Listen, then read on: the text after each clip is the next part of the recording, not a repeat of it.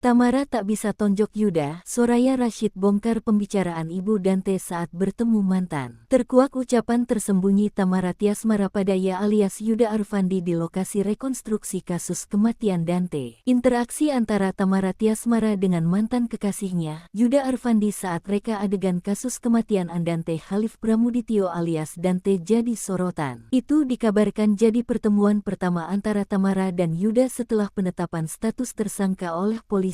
Tamara diketahui turut hadir dan memeragakan sejumlah adegan dalam proses rekonstruksi di salah satu kolam renang umum di Jakarta itu, Rabu, tanggal 28 Februari tahun 2024. Dari sorotan kamera awak media, terekam Tamara memasang wajah kesal saat bertemu dengan Yuda. Namun belakangan terungkap, Tamara juga sempat melontarkan ucapan terhadap mantan kekasih yang kini jadi tersangka kematian anak semata wayangnya itu. Hal itu diungkap oleh sahabat Tamara, Soraya Rashid. Polda Metro Jaya menggelar rekonstruksi kasus pembunuhan yang dilakukan Yuda Arfandi 33 tahun terhadap anaknya Tamara Tiasmara dengan DJ Angger Dimas, Rabu tanggal 28 Februari tahun 2024. Ada seratusan lebih adegan yang dijalani Yuda Arfandi dalam rekonstruksi kasus pembunuhan Dante. Ketika itu, Tamara Tiasmara menitipkan anaknya Dante kepada sang kekasih. Yuda Arfandi berenang di kolam renang umum Duren Sawit, Jakarta Timur. Melalui rekonstruksi tersebut terungkap kronologi kasus pembunuhan anak artis Tamara Tiasmara, Dante, 6 tahun, oleh tersangka Yuda Arfandi. Dante tewas diduga usai dibenamkan 12 kali di kolam renang Palem Tirta Emas, Pondok Kelapa, Duren Sawit, Jakarta Timur, pada Sabtu, tanggal 27 Januari tahun 2024. Soraya Rashid mengatakan, Tamara tak bisa menyembunyikan amarahnya ketika bertemu Yuda.